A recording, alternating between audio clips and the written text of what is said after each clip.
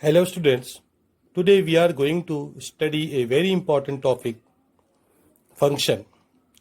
It is the backbone of not only calculus but of entire mathematics. If you learn function very well, then 30% mathematics application becomes clear to you. Today is the first lecture in which we will cover following contents. First, introduction of function. Due to time constraint, equality of two functions is removed. We will learn in lecture 2. Then counting problems, in which we will count how many functions can be made between two finite sets. Third one is graphical test of function. Fourth one is domain, codomain range, and fifth is equality of two functions. अब हम देखो function होता क्या है. What is function? ठीक है. Function is a rule which connects two variables. Suppose y and x are two variables and y depends upon x by rule y is equal to x square. So every time if x I know, then y is square of x. So it is a rule. Okay. Then we say that y is a function of x. When y depends upon x, then we say that y is a function of x. Similarly, y is equal to root x. Suppose that matlab y depends upon x. Then we say that by this rule, then we say that y is a function of x. ठीक है. Similarly, अगर आप देखेंगे तो किसी circle का area किस पे डिपेंड करेगा? रेडियस पे डिपेंड करेगा. और तो हम बोलेंगे area of the circle is function of radius. अब वो रूल को हम दिखा सकते हैं by algebraic expression A is equal to क्या होता है? Pi R square. ठीक है. इसको रिप्रेजेंट करने का तरीका होगा. ये रूल है. Area is pi R square. तो हम बोलेंगे area of circle is radius of function of radius. तो सिमिलरली अभी हमने देखा दो वेरिएबल के बीच का रूल जो इसको कनेक्ट कर रहा है. It is a function. अब इसको हम लोग और आगे बताते हैं. A function between the two set of numbers is again a rule which connects the elements of one set two elements of other set. ठीक है. अब देखो कि ए अगर बी ए बी मान लो दो सेट्स हैं, दो नॉन एम्प्टी सेट्स है, जिसमें कुछ एलिमेंट्स है ए में और बी में एलिमेंट्स है. तो यहां पे फंक्शन क्या होगा? It will correct elements of set A to the elements of set B. Then it is a function with from A to B. तो अब हम लोग डेफिनेशन पे आते हैं. ठीक है. Suppose A and B are two non-empty sets. A and B are two non-empty sets. मान लो कि A में है 1, 2, 3, 4. 1, 2, 3, 4, 5. If A and B are two and non-empty set, and if there exists a rule F, तो rule का नाम हमने F दिया. If there exists a rule F which associates each element of set A to a unique element of set B. ठीक है. यहां पे दो कंडीशन आ रहा है कि F connects each element of set A to the unique elements of set B. Each element of set A to unique elements of set B. Then we say that F is a function of. Then F is a function from A to B. ठीक है. तो देखो ध्यान से, इसे मान लो कि F ने कनेक्ट किया 1 को 1 के साथ, 2 को मान लो 3 के साथ, 3 को 4 के साथ और 4 को 5 के साथ. तो हम बोलेंगे Y F is a function from A to B. देख लीजिए ध्यान से. और हम इसको लिखते हैं कि F A to B. F colon A set और एरो फिर बी सेट, ऐसे लिखते हैं. या एक सिंबल ऐसा भी होता है, ए एरो के ऊपर number name of function then B. ठीक है. ऐसा हम लिख देते हैं. और इसको पढ़ते हैं F is a function from A to B. क्या बोलते हैं, F is a function from A to B, ऐसा पढ़ते हैं, या F maps A to B. देखो फंक्शन का दूसरा नाम मैपिंग भी है। तो what do you mean by map? Map means to assign, क्योंकि फंक्शन क्या करता है, वैल्यू असाइन करता है, ए के एलिमेंट्स को वैल्यू असाइन करता है द एलिमेंट्स ऑफ बी, ठीक है, इसलिए इसका नाम मैपिंग भी है। तो आप देखेंगे यहां पे ध्यान से, जो हमने कंडीशन बताया था, अच्छा ऐसा डायग्राम तो हमने रिलेशन में देखा था, क्योंकि फंक्शन भी एक रिलेशन है, it is a special type of relation which connects, अगर आपका रिलेशन ए टू बी है तो ऐसा रिलेशन जो ए के सारे एलिमेंट को कनेक्ट कराए to the elements of B, unique element of B. देखो वन को, यहां पे दो चीजें, एक every element of set A to must be connected and each element is connected to unique element. अगर ऐसा रिलेशन है तो उसको हम लोग फंक्शन बोलेंगे, ठीक है, समझ गए। और ये रिलेशन अगर ये कंडीशन फुलफिल नहीं हो रहा है तो इसका मतलब जस्ट ये रिलेशन है, फंक्शन नहीं, ठीक है। अब हमने देखो यहां पे ध्यान से एक चीज हमें सीखना है। यहां पे सपोज यहां पे आपका सेट ए का X element is connected to element Y of the set B, इसको कनेक्ट कर दिया है, ठीक है। तो हम बोलेंगे भाई यहां पे y is the image of x under f, y is the image of x under f, तो y क्या हो गया, इमेज हो गया, image of x under f बोल सकते हैं, या value of function f at x, तो y को हम बोलेंगे x का फंक्शन f का वैल्यू एट x, समझ में आ रहा है। यानी आपका फंक्शन भी एक क्या है, मशीन जैसा है ना। ये x का क्या वैल्यू मिला, आउटपुट क्या मिला, y, तो हम बोलेंगे ये इनपुट मान लीजिए आप मशीन का, और इफ f फंक्शन का आउटपुट क्या है, तो y है आउटपुट, समझ में आ गया, क्लियर है। अब इसको हम लोग लिखते हैं ऐसे हैं कि y is equal to F of x, समझ में आ गया, क्योंकि आप ये फंक्शन क्या दे रहा है, फंक्शन का आउटपुट है y, यानी x फंक्शन x पे क्या दे रहा है आपको, y आउटपुट दे रहा है। तो हम बोलेंगे कि भाई फंक्शन का, ये फंक्शन का नाम हो गया, उस पे अंदर इनपुट x किया और फाइनली आउटपुट क्या मिला, y मिला, तो y बराबर एफ एक्स बोलेंगे, जो आउटपुट होगा वो f ऑफ x के बराबर होगा। तो अब यहां पे ध्यान से देखिए, तो ये सब इमेज है, 1 3 4 5 इमेज है। अच्छा एक चीज और कि x को क्या बोलेंगे फिर, x is called pre image of y, pre image of y under f, ठीक है, या सिंपली बोलेंगे x प्री इमेज है और y इमेज है। अब देखिए ध्यान से, अब हम लोग इमेज और प्री इमेज में अगर बात किया जाए तो फंक्शन क्या होगा कि सेट ए का हर एलिमेंट का इमेज होना चाहिए, पहला कंडीशन है, सेट ए का हर एलिमेंट का इमेज होना चाहिए, हर एलिमेंट को का आउटपुट मिलना चाहिए, हर एलिमेंट का वैल्यू होना चाहिए, और हर एलिमेंट का वैल्यू या आउटपुट या इमेज यूनिक होना चाहिए।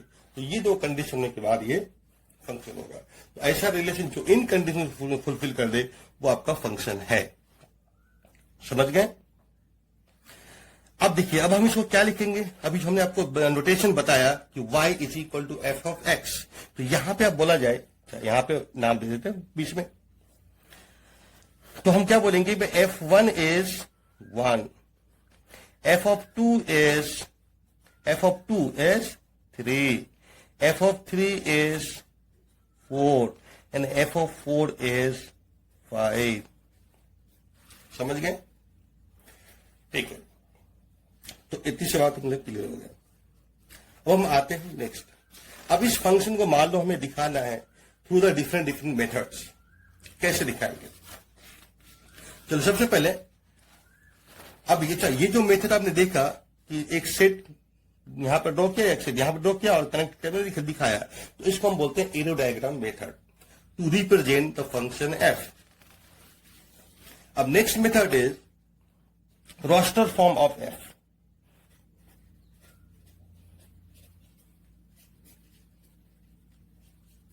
ठीक है, we will see like relation. Relation में देखा था, लिखा था हमने function relation as a function of sorry relation as a set of ordered pairs. तो उसी तरह से हम इस फंक्शन को बताएंगे as a set of ordered pairs. अब यहां पे देखो ध्यान से, तो वहां पे क्या था कि F1 1 था ना, तो आपका जो फंक्शन मतलब हम लोग लिखेंगे ऑर्डर्ड पेयर। अब जानते हैं ऑर्डर्ड पेयर क्या होता है, दो नंबर एक फिक्स ऑर्डर में, तो जो फर्स्ट एलिमेंट होगा वो आपका होगा प्री इमेज और दूसरा क्या होगा, इमेज। अब आप देखो पीछे जाकर के आप देख सकते हैं जो डायग्राम बनाया था, 1 पे F1 क्या था, 1 था, है ना, यानी उसका मतलब इनपुट प्री इमेज 1 है तो प्री इमेज भी 1 है। F2 3 था तो इसका मतलब 2, 3। F3 4 था तो यानी 3, 4। 3 पे 4 आउटपुट दे रहा है आपको, और 4 पे कितना था, 5 था, तो इसका मतलब 5, 4, 5। इस तरह से हो गया हमने इसको इस मेथड से।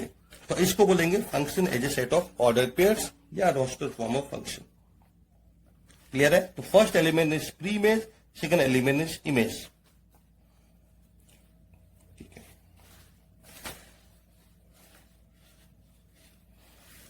कोई डाउट यहां पे? अब दूसरा मेथड पे आते हैं। मान लो इसका ग्राफ, तीसरा मेथड होता है graphical method. Third method is to represent function through the graph. अब से ग्राफ प्लॉट करना है, तो ग्राफ में एक्चुअल में क्या करते हैं हम लोग, graph to plot all points x, f of x। तो ये देखिए ये क्या है, 1 F1 है, मतलब 1, F1 है, ये 2, F2 है, ये 3, F3 है, और ये 4, F4 है। तो ये सारे पॉइंट को ही प्लॉट करेंगे तो क्या हमें ग्राफ मिल जाएगा, ग्राफिकल मेथड बोलेंगे इसको। अब जैसे हम यहाँ पे हमने कोऑर्डिनेट ज्योमेट्री में सीखा है, 2 नंबर लाइन, सेम वही XY प्लेन है। तो अब यहाँ पे क्या होगा, अब इन्हीं पॉइंट को प्लॉट कर दो, वही फंक्शन ग्राफ हो जाएगा। अब 1 देखो, 1 यहाँ पे है, 1, 2, 3, 4, 5, ये नंबर लाइन है। इधर -1, -2, इधर भी 1, 2, 3, 4, 5। अब देखो 1, 1 है, इसका मतलब ये पॉइंट है। 2, 3 है तो 2, ये 3 हो। 3, 4 है तो 3 पे 4 मिलेगा, ये पॉइंट आ जाएगा। 4, 5 है तो 4, 5 ये पॉइंट हो जाएगा। तो इस तरह से there will be 4 points only. अब इसको मिलाना नहीं है, बस ये ग्राफ है, समझ गए? तो ये ग्राफिकल मेथड है। ठीक है, तो हमने कितना मेथड बताया, 3 मेथड बता दिया, arrow diagram method, function as set of order pairs and graph. तो इस 3 तरीके से हम फंक्शन को रिप्रेजेंट कर सकते हैं। ठीक है, everything is clear? Next, one point I can add from the graph you can see the second जो y कोऑर्डिनेट होगा ना, वो y कोऑर्डिनेट किसी भी पॉइंट का, जो ग्राफ के किसी भी पॉइंट का जो y कोऑर्डिनेट होगा, दैट इज द फंक्शन की वैल्यू। ठीक है, now check which of the following relation is function।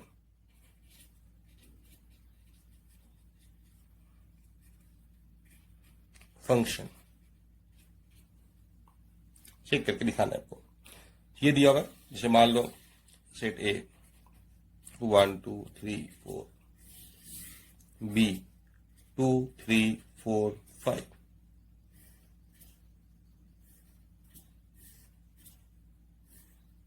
ठीक है, अब बताने कि ये फंक्शन है या नहीं, इसका नाम हमने F1 दे दिया।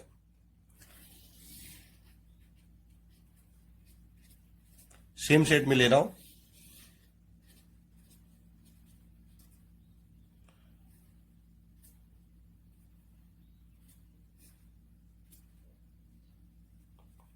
ये जी मान लिया।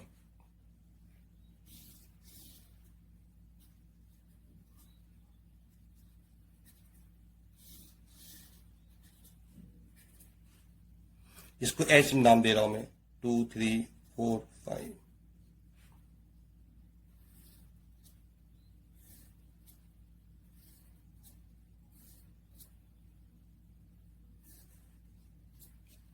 ठीक है, चलो इतने 3 एग्जाम्पल लेता हूं मैं, इनमें देखना है कि कौन सा फंक्शन है।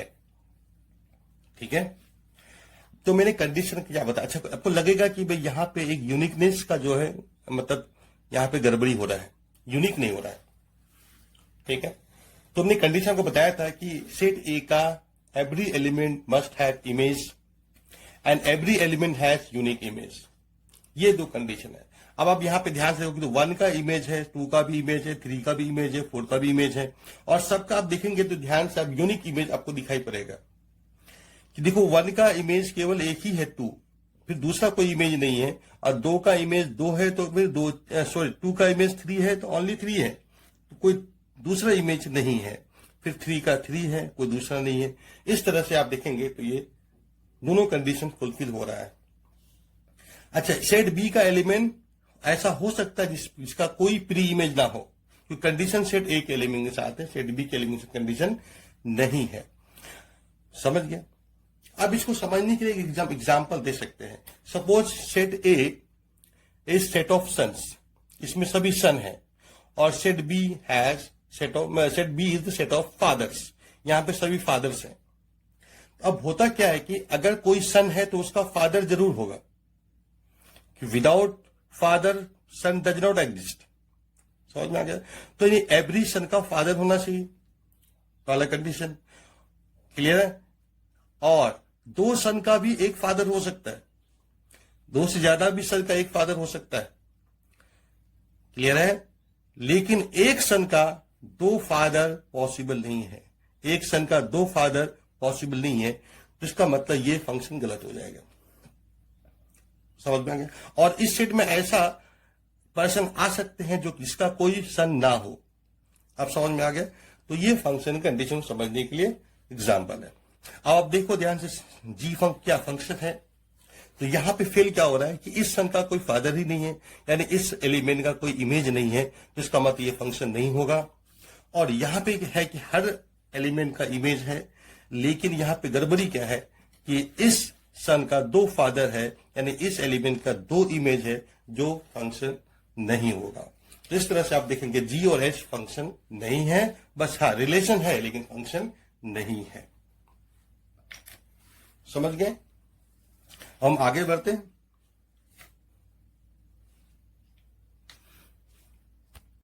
फाइंड नंबर ऑफ फंक्शन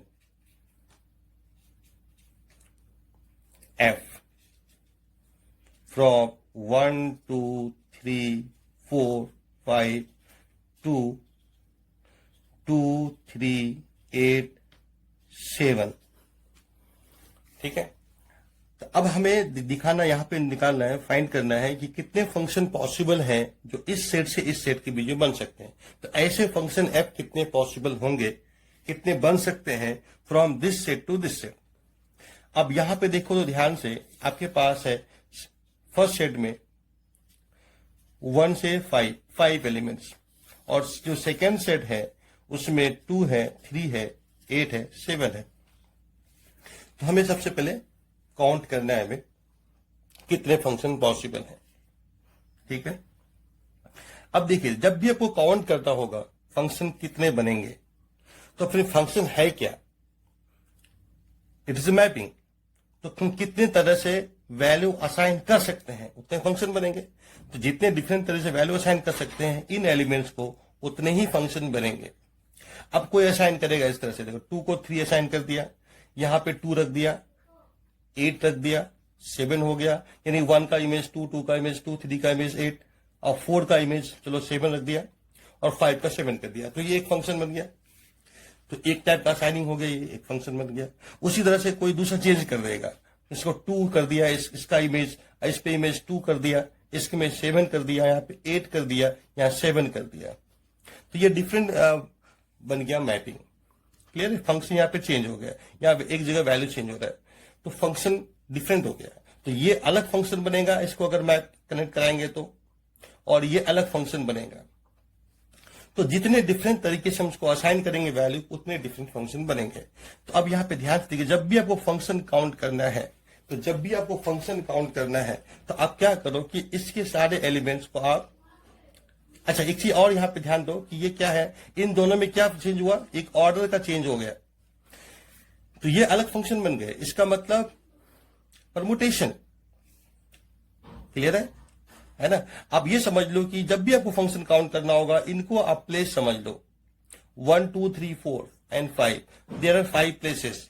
और हम जानते, जब देखा होगा आपने बॉक्स मेथड में पहले परमुटेशन में, तो हर प्लेस को फिल करना होता है, और जितने तरह से फिल करेंगे उतने परमुटेशन बनते हैं। क्योंकि देखो ये ऑर्डर चेंज होने से फंक्शन, यहाँ पे फंक्शन चेंज हो रहा है, तो जितने डिफरेंट तरीके से हम अरेंज करेंगे उतने ही फंक्शन बनेंगे। क्लियर है? और देखो यहाँ पे आपके पास 5 प्लेस हो गए, और इन प्लेसेस को भरना है इन एलिमेंट से, यानी ये आपके ऑब्जेक्ट बन जाएंगे। 2 3 8 7 are objects and these are places. अब हर प्लेस को फिल करो, तो जितने तरह से फिल करोगे उतने फंक्शन बनेंगे। और अब यहाँ पे इन दोनों को ध्यान देख सकते हैं कि आप इनके ऑब्जेक्ट को रिपीट कर सकते हो, कि आपने 2 को 2 बार रिपीट कर दिया, तो रिपीटेशन अलाउड है ना, हर बार 2 लिख सकते हैं। क्लियर है? रिपीट कर सकते हैं आप। तो हर प्लेस को फिल करना है, और using the objects of this set, elements of this set. तो 4 ऑब्जेक्ट है, तो यानी इस प्लेस को फिल करने के लिए 4 ऑप्शन हो जाएंगे। इसको भी 4 वे से भर सकते हैं, इसको भी 4 वे से भर सकते हैं, इसको भी 4 वे से, इसको भी 4 वे से। तो total ways to fill all this 5 place is equal to 4 into 4। अब जानते हो मल्टीप्लाई करना होता है, तो यानी क्या हो जाएंगे, 4 की पावर 5 हो जाएंगे number of function.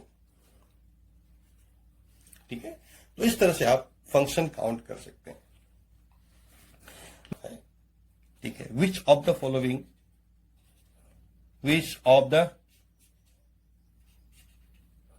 Following graph represent that y is function of x। आपको देखना कि कौन सा ग्राफ y बताएगा कि y फंक्शन ऑफ x है। जैसे मान लो एक है ऐसा ग्राफ, तो क्या y x का फंक्शन है? आपको देखना है। एक ग्राफ चलो ऐसा मान लेते हैं, एक ग्राफ ऐसा मान लेते हैं, एक ग्राफ ऐसा मान लेते हैं। ठीक है? तो यहां पे आता है graphical test of function, graphical test for a function. ठीक है? अब देखिए है क्या, मतलब अगर आपके पास एक भी line, if there exist one line which can intersect the graph at least, sorry एक बार रिपीट कर रहा हूं मैं, if there exist any vertical line, if there exists any vertical line which can intersect the graph at more than one point, then it is not a function. जैसे आप यहां पे देखो, अगर एक भी लाइन वर्टिकल लाइन एग्जिस्ट कर गया, समझे, कहीं पे भी एक भी लाइन अगर आपको मिल गया वर्टिकल लाइन जो ग्राफ को एक से ज्यादा पॉइंट पे इंटरसेक्ट कर सकता है, तो वो ग्राफ, वो फंक्शन नहीं हो सकता। क्लियर है? ऐसा क्या रीजन है? हाँ, ये हॉरिजॉन्टल लाइन टेस्ट नहीं है, हॉरिजॉन्टल लाइन नहीं ड्रॉ कर सकते, आपको वर्टिकल लाइन ड्रॉ करना पड़ेगा, यानी line parallel to Y axis. ठीक है? अब ऐसा क्यों? जैसे मान लो कि ये पॉइंट x1, y1 है, तो ये पॉइंट क्या होगा, फिर इसका भी एक्स कोऑर्डिनेट वही होगा जो इसका एक्स कोऑर्डिनेट है, क्योंकि वर्टिकल लाइन में एक्स कोऑर्डिनेट चेंज नहीं होता है। तो इस पॉइंट का भी एक्स कोऑर्डिनेट x1 ही होगा, लेकिन y कोऑर्डिनेट तो चेंज हो जाएगा, y2। तो अब आप देखेंगे ध्यान से, तो अब x1 का इमेज क्या है, तो y1 है, क्योंकि इसे y कोऑर्डिनेट तो फंक्शन की वैल्यू होती है, इमेज होती है, और x1 का इमेज y2 है। इसका मतलब एक ही नंबर पे दो इमेज मिल रहा है, इसका मतलब ये फंक्शन नहीं होगा। यूनिकनेस मतलब कंडीशन है वो खत्म हो गया। अब इस ग्राफ को आप देखो, क्या कहीं भी एक लाइन आपको ऐसा मिल सकता है जो ग्राफ को कहीं भी ऐसा वर्टिकल लाइन मिल सकता है जो ग्राफ को एक से ज्यादा पॉइंट पे कट कर दे? तो आपको कहीं नहीं दिखेगा। यहां भी आप कहीं भी लाइन ऐसा वर्टिकल लाइन ड्रॉ ही नहीं कर सकते जहां जो ग्राफ को एक से ज्यादा पॉइंट पे कट करेगा, एक ही पॉइंट पे कट करेगा। इसका मतलब ये फंक्शन है, ये फंक्शन है। और यहां पे भी आप देखो तो कहीं पे भी आप ड्रॉ करोगे लाइन, वर्टिकल लाइन, तो ग्राफ को एक ही पॉइंट पे कट कर सकता है। क्लियर है? इसका मतलब फंक्शन है, तो ये भी फंक्शन है। अब ये बताओ सर्कल फंक्शन होगा क्या? नहीं होगा। क्लियर है? तो इसको हम देख सकते हैं ग्राफ को देख करके फंक्शन है और कौन सा फंक्शन नहीं है। तो ये ग्राफिकल टेस्ट हो गया। अब हम आते हैं पॉइंट नंबर 4 में, डोमेन, कोडोमेन एंड रेंज। तो डोमेन, कोडोमेन एंड रेंज, इस पे आते हैं। अब डोमेन क्या होता है? सबसे पहले मैं दो टाइप पे बात करूंगा। टाइप 1, टाइप 1 देखिए। अब टाइप 1 में क्या होगा कि when statement f a to b, f is a function from a to b is given। अब इससे देने से क्या होता है कि आपको पता चल गया कि भाई मतलब इंट्रोडक्शन स्टेटमेंट गिवन है, सॉरी इंट्रोडक्शन स्टेटमेंट यहां पे गिवन है, ये स्टेटमेंट गिवन है, इसको हम बोलेंगे इंट्रोडक्शन स्टेटमेंट। एक्चुअल में इसको बोलते हैं डिक्लेरेशन स्टेटमेंट ऑफ फंक्शन, लेकिन मैं इसको बोल रहा हूं इंट्रोडक्शन ऑफ फंक्शन, क्योंकि ये आपको क्या, ये नाम है फंक्शन का, है ना। ये बता रहा है कि एफ है नाम, name of the function, and और ए से बी के बीच है, तो इंट्रोडक्शन दिया हुआ है। तो जब भी ये गिवन होगा तो देन तो सीधा domain of the function, domain of F, इसको हम सिंबल देंगे डीएफ। तो डीएफ हो जाएगा सीधा ए, कुछ नहीं, सीधा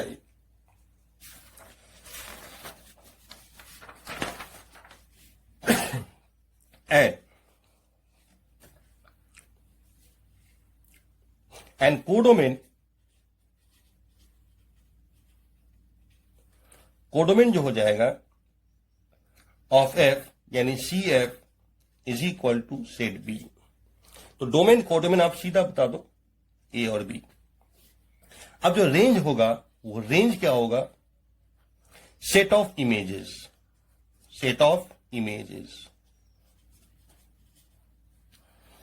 जो भी इमेज आएगा, इमेज में आएगा वही इसमें रेंज में आएगा। अब इसमें क्या क्या हो जाएगा? इसको हम सेट बिल्डर फॉर्म लिखेंगे तो ऐसे लिखेंगे, सेट जिसका एलिमेंट एफ ऑफ एक्स है सच दैट एक्स क्या है, सेट ए का एलिमेंट है।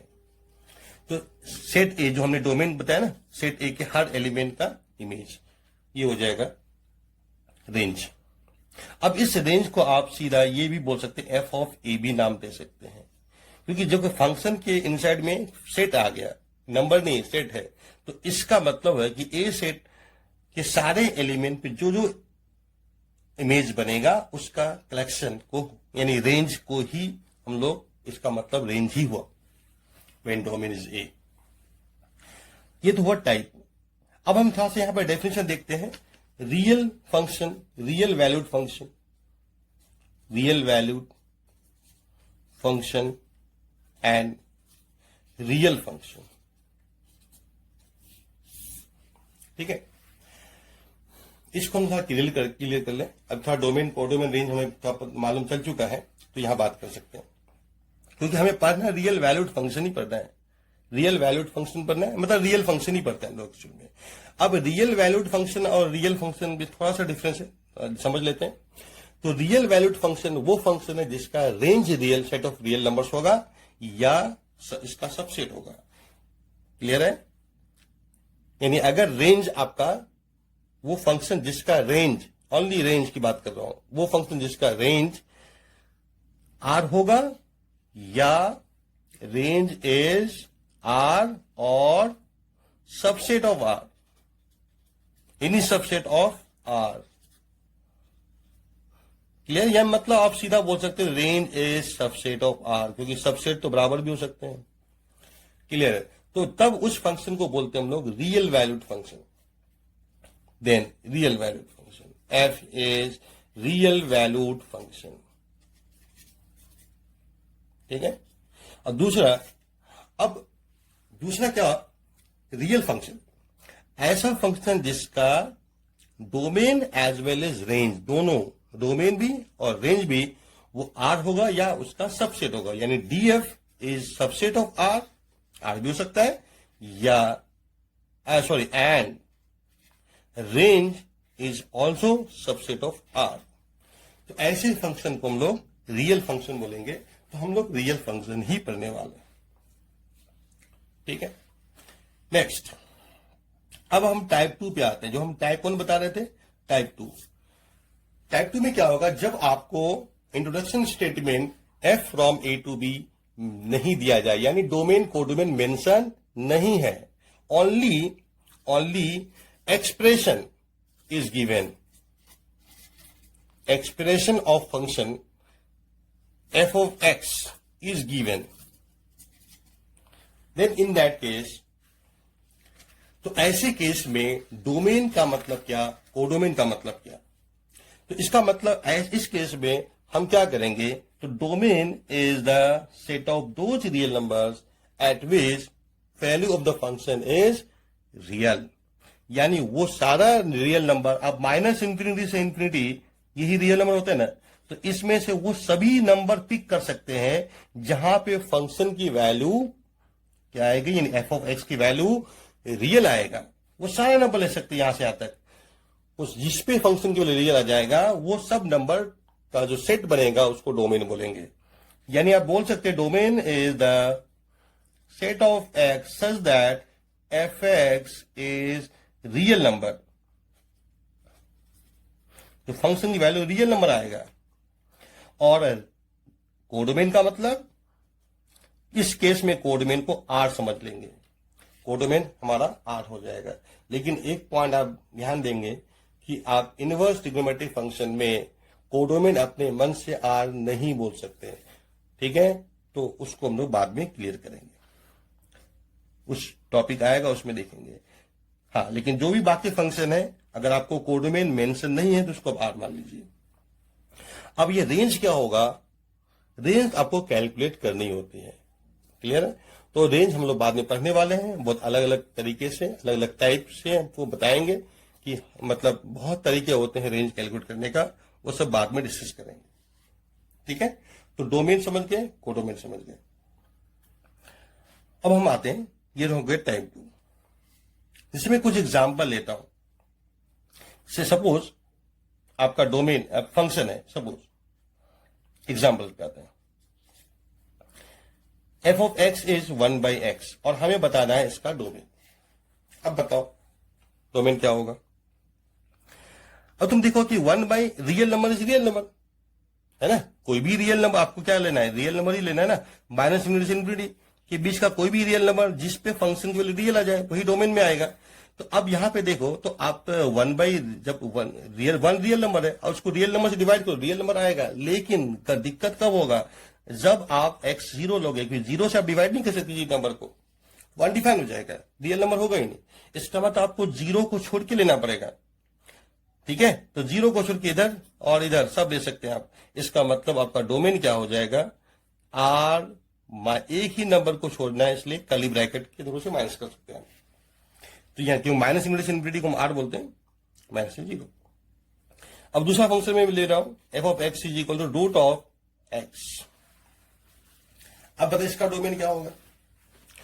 आप देखो ध्यान से, तो रूट के अंदर हम जानते हैं कि निगेटिव नंबर का रूट क्या होता है, रियल नंबर नहीं होता है।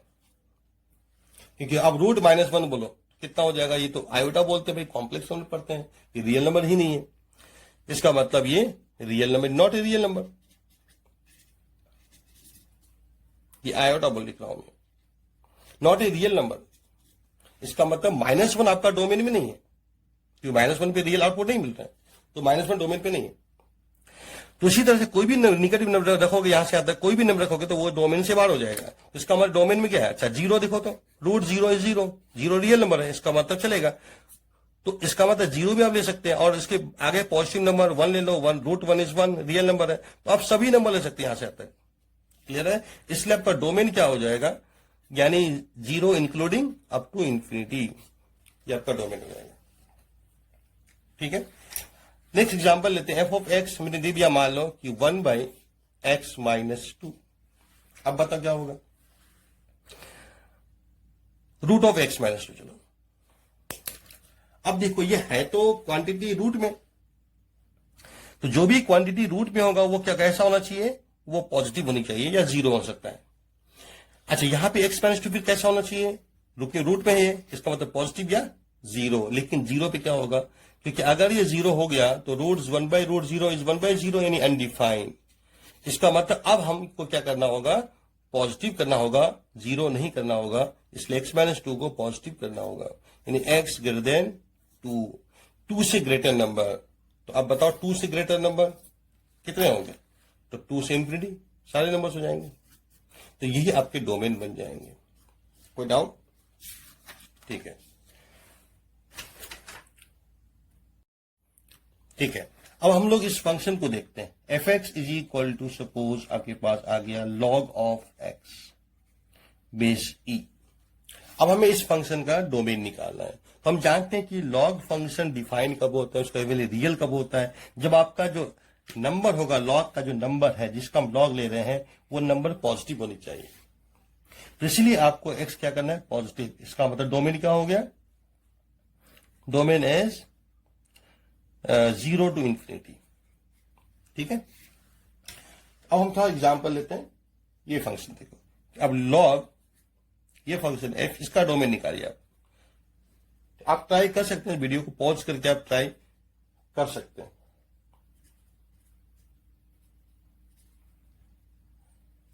+24। अब हमें इस फंक्शन का डोमेन निकालना है। अब देखो ध्यान, थोड़ा सा डिफिकल्टी यहां पे आ रहा है, बढ़ रहा है।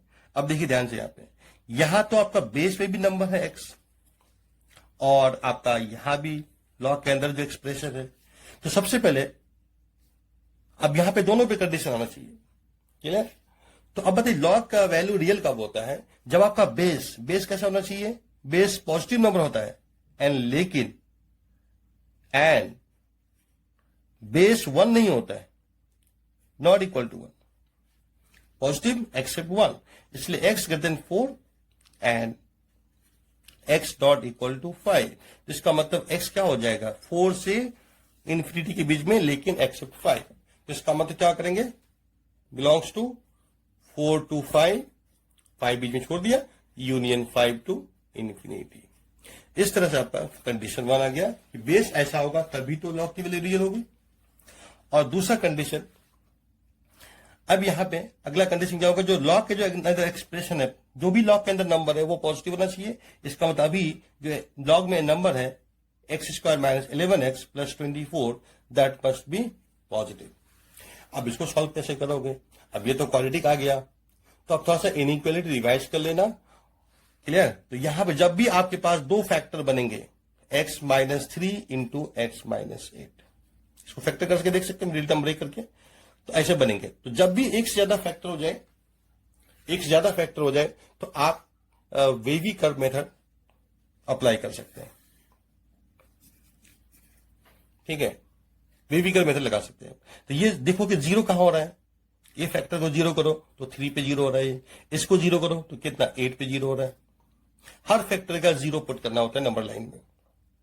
ठीक है, अब 8 से इंफिनिटी के बीच में कोई भी नंबर लो, कोई भी नंबर ले लो, आप 9 रख लो, तो 9 यहां पे पुट करो, x की जगह पर 9, तो 9 - 3, और साइन देखना है कि 9 - 3 6 और 9 - 8 1, 6 × 1 6। हमें मतलब वैल्यू से नहीं है, साइन से है, तो पॉजिटिव आ गया। और फिर ये नंबर आया यहां से, इस फैक्टर को जीरो करने से इसका पावर ऑड है, साइन यहां पे चेंज होता है। और ये 3 आया, इस फैक्टर को जीरो करने से इसका पावर ऑड है, 1 है मतलब ऑड है, साइन चेंज होता है। इवन पे साइन सेम होता है, ऑड पावर पे साइन चेंज होता है। अब रिवाइज कर लेना तो समझ में आ जाएगा। ठीक है, तो अब ऐसा हो गया। तो अब देखो इसका सही लिखो, हमें क्या मतलब है, इसकी वैल्यू क्या पूछा गया, इसकी वैल्यू पॉजिटिव कहां पे हो रहा है, तो आपका x आ जाएगा माइनस इंफिनिटी से 3, यहां पे पॉजिटिव हो रहा है और यहां पॉजिटिव हो रहा है और यहां पॉजिटिव हो रहा है, इसका मतलब union a to infinity. Positive equal to 0 नहीं, इसका मतलब ओपन इंटरवल में आएगा। अब हमें देखो दोनों कंडीशन होना चाहिए, नंबर भी पॉजिटिव होना चाहिए और बेस भी पॉजिटिव एक्सेप्ट 1 होना चाहिए, इसका मतलब हमें दोनों का क्या करना होगा, इंटरसेक्शन। अब इंटरसेक्शन के लिए नंबर लाइन ड्रॉ कर सकते हैं और बिना उसके भी कर सकते हैं, अब इतना प्रैक्टिस तो कर ही चुके होंगे, क्लियर है। अब देखो ध्यान से, तो ये जो जितना भी नंबर्स है, ये नंबर्स इस इंटरवल में नहीं है, तो 3 से पीछे है और वो सब 4 से आगे ही है, क्लियर है। तो अब कॉमन पार्ट में कौन सा आएगा, ठीक है, तो ये सारे नंबर्स यहां प्रेजेंट है कि नहीं, इसमें पूरी में प्रेजेंट है, क्लियर है। तो ये आपका डोमेन हो जाएगा। ये आप चलो नंबर लाइन ड्रॉ कर लेके देख लेते हैं। तो ये फर्स्ट पार्ट क्या है, 4 to 5, 4 to 5 है, 4 भी नहीं है 5 भी नहीं है, तो इसके लिए बबल कर दिया हमने, खाली जगह रख दिया, अप टू 5 इन्फिनिटी, ये हो गया 1। और सेकंड पार्ट क्या है, में 2 इंटरवल है, एक 3 से कम और एक 8 से ज्यादा। अब आपको देखना है कि कॉमन रीजन जहां पे दोनों आपको दोनों लाइन दिखाई पड़े, 1 का भी और 2 का भी, तो ये 2 में दोनों है, तो आपको यहां दिख रहा होगा कि ये वाला पार्ट है, ये वाला पार्ट है। तो इसमें क्या है कि आपका 8 यहां तो है लेकिन यहां पे 8 नहीं आ रहा है, इसका मतलब आपको 8 छोड़ना पड़ेगा कॉमन में, इंटरसेक्शन में, इसीलिए आपका डोमेन ये हो गया, ये एक्स की वैल्यू होगी जहां पे फंक्शन के लिए रियल है, ठीक। अब हम बात करेंगे इक्वेलिटी ऑफ फंक्शन पे। तो odd power without log, mod आप हटाओगे, या मॉड लिखना नहीं कि मॉड लिखेंगे तो गलत हो जाएगा, और अगर इवन पावर हटाना है तो यहां पे मॉड लगाना है, समझ गए। तो इस तरह से हमने इक्वेलिटी फंक्शन भी डिस्कस कर लिया। अच्छा एक चीज और मैं बीच में भूल गया, तो ग्राफिकल टेस्ट की बात कर, मतलब फंक्शन ग्राफ में एक पॉइंट बताना है, जैसे मान लो फंक्शन का ग्राफ आपके पास आ गया ऐसा, अब हमें इसको देख के बताना है, जैसे मान लो ये नंबर है आपके पास -4 है और ये नंबर है यहां पे 5 है, चलो और बढ़ा देते हैं 6 ले लेते हैं, और ये जो हाइट है यहां पे इसका y कोऑर्डिनेट है मान लो 3 है और इसका y कोऑर्डिनेट है -1, ठीक है। अब हमें इस ग्राफ से देखना है, इस ग्राफ को देख के बताना है कि डोमेन कितना है इस फंक्शन का। ये ग्राफ है y बराबर fx, f फंक्शन ग्राफ है, y बराबर fx ग्राफ है, इसको देख के बताना है डोमेन क्या और रेंज क्या।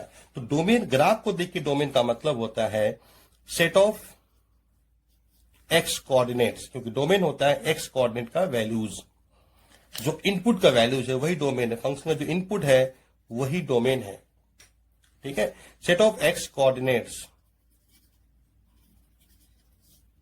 Of all points of graph, ठीक है। और रेंज क्या होता है, क्योंकि हमने बताया था किसी भी पॉइंट का जो y कोऑर्डिनेट होता है, ये पॉइंट है आपका, इसका जो x कोऑर्डिनेट होगा वो तो इनपुट है और y कोऑर्डिनेट जो होगा वो फंक्शन की वैल्यू है, x, y। सॉल्व आ गया, क्लियर है, ठीक है। तो सेट ऑफ y कोऑर्डिनेट्स, इसी तरह से बस x की जगह y आ जाएगा, set of y coordinates of all points of the graph, set of y coordinates of all points of graph क्या हो जाएगा, रेंज हो जाएगा। तो अब बताओ ग्राफ देख करके रेंज क्या, तो आप देखोगे तो डोमेन क्या हो गया, चलो पहले रेंज डोमेन की बात कर लेते हैं। तो डोमेन मतलब एक्स कोऑर्डिनेट, तो जितना भी पॉइंट है सबका एक्स कोऑर्डिनेट कहां से कहां तक जा रहा है, तो मिनिमम पॉइंट जो एक्स कोऑर्डिनेट होगा इसी पॉइंट को, सबसे पीछे जो पॉइंट है यही पॉइंट है, इसका एक्स कोऑर्डिनेट कितना है -4, सबसे कम एक्स कोऑर्डिनेट इसी का होगा, और सबसे ज्यादा एक्स कोऑर्डिनेट इस पॉइंट का होगा 6, तो यानी -4 to 6 हो गया आपका डोमेन। और रेंज अगर देखा जाए तो सेट ऑफ वाई कोऑर्डिनेट, सबसे कम वाई कोऑर्डिनेट किसका दिख रहा होगा, सबसे नीचे जो पॉइंट है ग्राफ का वो यही पॉइंट है, और सबसे हाइट पे पॉइंट यही है, हम लोग बोल सकते हैं रेंज। हाँ, सबसे कम वाई कोऑर्डिनेट, वाई मिनिमम इसी का होगा क्योंकि सबसे नीचे यही पॉइंट है, सबसे ऊपर में यही पॉइंट है, तो इसलिए आपका इसका वाई कोऑर्डिनेट -1, इसलिए -1 होगा मिनिमम वैल्यू और मैक्सिमम वैल्यू होगा यहां पे सबसे हाइट वाला पॉइंट है ये, इसका 3, तो यही रेंज हो गया -1 to 3। अच्छा, कोई बोलेगा सर ये तो जो कुछ वैल्यू रिपीट कर रहा है, अब यहां पे देखो ये हाइट तो यहां भी आ गया ना, सेम हाइट तो यहां भी आ रहा है, तो इसका मतलब ये सपोज ये 1 है तो अब 1 यहां भी मिला तो 1 कई बार मिल रहा है, यहां भी मिल गया 1, वहां भी 1 मिल गया, तो लेकिन 1 को तो एक ही बार बोलेंगे, इसका मतलब कोई दिक्कत है, एक ही बार 1 को काउंट किया जाएगा। तो फाइनली -1 सबसे कम वाई कोऑर्डिनेट से सबसे ज्यादा वाई कोऑर्डिनेट, क्लियर है? सेट ऑफ वाई कोऑर्डिनेट मतलब सेट ऑफ हाइट्स, सबसे कम हाइट सबसे ज्यादा हाइट, क्लियर है? समझ गए? तो इस तरह से रेंज हो गया। तो फाइनली आज का लेक्चर यहीं पे खत्म करते हैं, ठीक है? आपको असाइनमेंट मिलेगा, उसको सॉल्व करके आएंगे, नेक्स्ट क्लास में डिस्कस किया जाएगा। Thank you.